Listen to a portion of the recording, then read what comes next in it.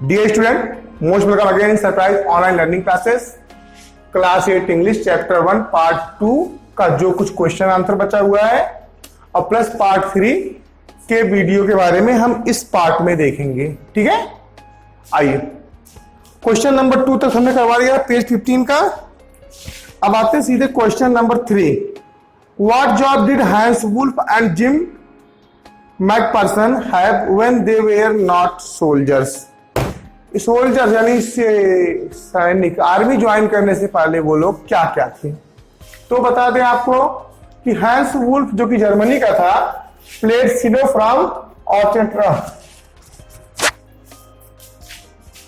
Orchestra से, Germany के orchestra शहर से वो क्या खेला करता था, सिलो। सिलो एक गेम है। And gym was a school teacher in Dorset. Gym क्या है, एक डॉर्सेट में स्कूल टीचर है, था। कब, आर्मी ज्वाइन करने से पहले। फिर नेक्स्ट क्वेश्चन का आता है आपका, had Hans Wolf ever been in desert, why did he say he knew it. तो आपको बता दें कि डोजर जैसे ही क्या नाम है इसका, लेटर किसने लिखा था, जिम मैकपर्सन ने। तो जैसे उसने बताया कि आई एम फ्रॉम डोजर्ट, वो बड़ा खुश हो गया, अरे डोजर्ट, आई नो दिस प्लेस, मैं इस स्थान को जानता हूं। बोला कैसे, गए हो? नहीं, कभी नहीं गया हूं, लेकिन मैंने स्कूल में अपने इसके बारे में पढ़ा है, किताबों में आकी भाषा सीखी है। और उसने बताया कि मेरा फेवरेट राइटर कौन है। उसने बताया कि मेरे फेवरेट राइटर हैं थॉमस हार्डी, बहुत अच्छे राइटर हैं इंग्लिश के। उन्होंने एक नॉवल लिखा है फार फ्रॉम द मैडिंग क्राउड, पागल भीड़ से दूर। उसमें कहानी बड़ी इंटरेस्टिंग है, बीए के सिलेबस में कहानी रखी भी गई है फर्स्ट ईयर में। तो जब आप लोग बीए में कभी किताब उठाएंगे, किसी से मांगने के पढ़ लेंगे, अगर शौक लगेगा तो उस वक्त दिया गया है एक बुक में, far from the madding crowd, Bathsheba Everdene से लेकर के गैब्रियल लोग तक की कहानी। तो उसका जवाब क्या होगा कि no he had never been in Dorset. नहीं, वो जो था हैंस वुल्फ, वो कभी डॉर्सेट नहीं गया था। But he learn English from school. कहां से सीखा, इंग्लिश स्कूल से सीखा। एंड बाय रीडिंग बुक्स, और किताबें पढ़कर सीखा। कौन सी किताब, specially far from the madding crowd. कौन सी किताब, फार from the madding crowd by Thomas Hardy से, थॉमस हार्डी साहब ने लिखा है। ये थॉमस हार्डी साहब ने लिखा है और ये उसकी फेवरेट बुक भी है और फेवरेट राइटर भी है थॉमस हार्डी जी। फिर आपका पांचवा क्वेश्चन क्या कह रहा है, पांचवा क्वेश्चन कह रहा है, do you think Jim McPherson came back from the war, how do you know this. कह रहा है कि क्या इसके बाद जिम मैकपर्सन लड़ाई से वापस आया था। नहीं, क्यों, क्योंकि उसने चिट्ठी में, उस चिट्ठी में साफ साफ मेंशन था the last letter of Jim's last letter. ठीक है।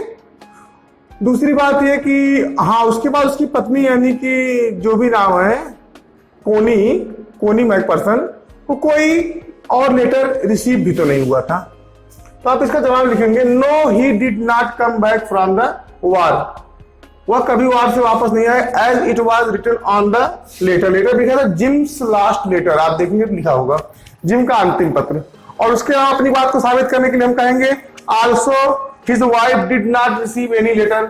उसकी पत्नी ने भी कोई लेटर रिसीव नहीं किया था। किसके बाद, आफ्टर दैट, इस लेटर के बाद। या यूं कोई लेटर भी नहीं पहुंचा था उसके पास तक।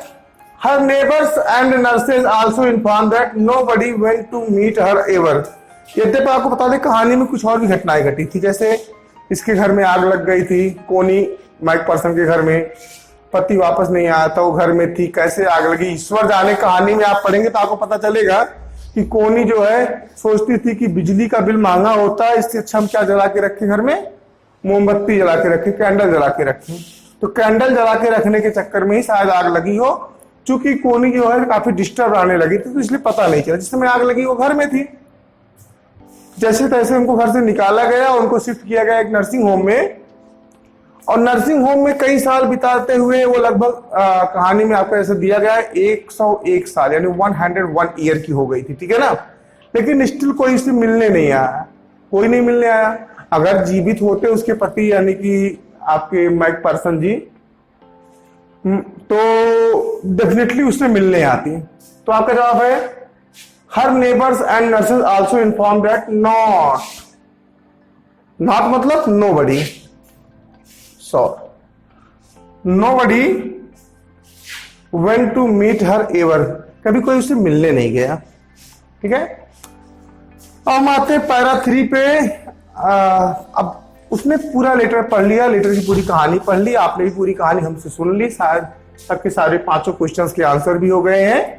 अब हम चलते हैं उसके नेक्स्ट पार्ट पर कि I folded the letter again and slipped it carefully back into the in its slough, मैंने पत्र को आराम से मोड़ा और उसमें डाल दिया। किसमें डाल दिया? इनवॉल्व में डाल दिया।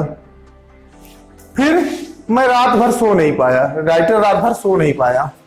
सुबह उठा तो जो कि जहां भी लेटर जा रहा था वो उसके घर से कुछ ही दूर था, सम माइल्स अवे, कुछ माइल दूर था। कौन सा स्थान? बिडपोर्ट।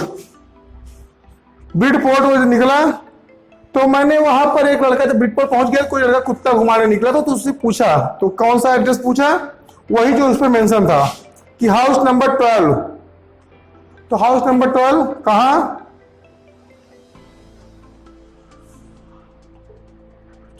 कूपर बीच पर, कूपर बीच पर हाउस नंबर 12। जाके देखा तो घर जल गया है, कुछ नहीं बचा है, छतें खुल गई हैं। और उसको सोचा क्या हुआ होगा भगवान, ऐसे कैसे क्या हो गया।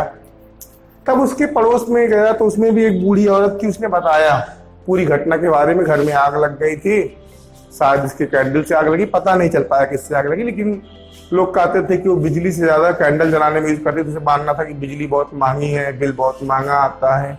यानी वहां उस जमाने में भी क्या लग गया था? मीटर लग गया था। 1900 शताब्दी की बात कर रहा हूं मैं, ठीक है ना। तो इस तरह कैंडल से आग लगी, उसके बाद उसको एक नर्सिंग होम में शिफ्ट कर दिया गया। तो अब उसका क्या टारगेट था कि इसको तो पहुंचाना है इसके मालिक के पास, इस पत्र को तो इसके मालिक के पास पहुंचाना ही पहुंचाना है किसी भी हाल में। तो वहां से उसका एड्रेस लेकर के नर्सिंग होम में गए, नर्सिंग होम में चले गए। नर्सिंग होम बर्लिंगटन टाउन में, हाउस में था, on the Dorset road of the other side of town, town के दूसरी साइड पर था। तो क्वेश्चन बनता है why did Arthur go to Bidport? Bidport क्यों गया था? उस पत्र को उसके असली मालिक तक पहुंचाने के लिए, जो उसके लिए वो पत्र लिखा गया था, जिसके लिए वो पत्र लिखा गया था। तो आप इसका जवाब खुद लिख सकते हैं।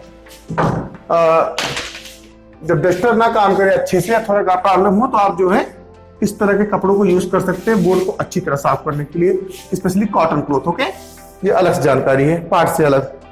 तो किस लिए बिडपोर्ट गया?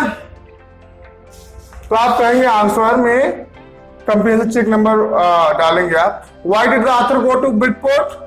तो he went to Bidport, he went to Bidport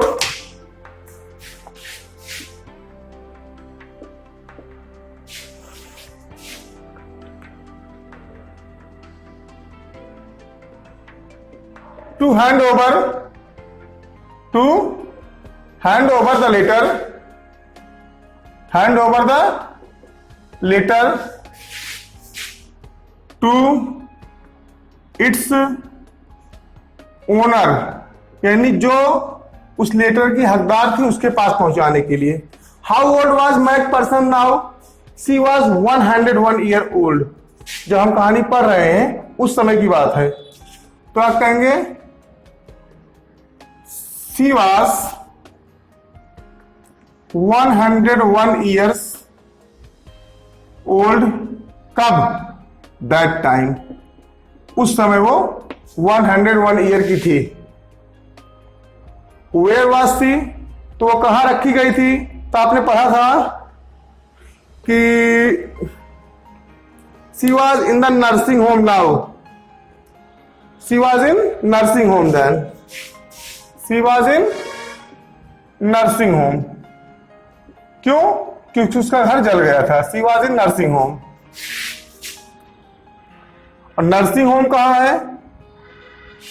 nursing home कहां है भैया? तो आगे कहानी में आप पढ़ेंगे तो नर्सिंग होम आपको मिल जाएगा। उसको चाहे लिखो चाहे ना लिखो कोई फर्क पड़ने वाला नहीं है। वो था पर्लिंगटन हाउस में, जो कि डॉर्सेटर के रोड के शहर के उस साइड पे था, टाउन के अदर साइड पे था। तो देखिए जहां तक मुझसे बन पड़ा मैंने आपको समझा दिया, और ये पार्ट का यहां तक आपका कंप्लीट हो गया। पार्ट थर्ड का फर्स्ट पैरा आपका कंप्लीट हो गया है। अगले वीडियो में हम पार्ट थर्ड को कंप्लीट करके बाकी क्वेश्चन आंसर करवाने का पूरा प्रयास करेंगे।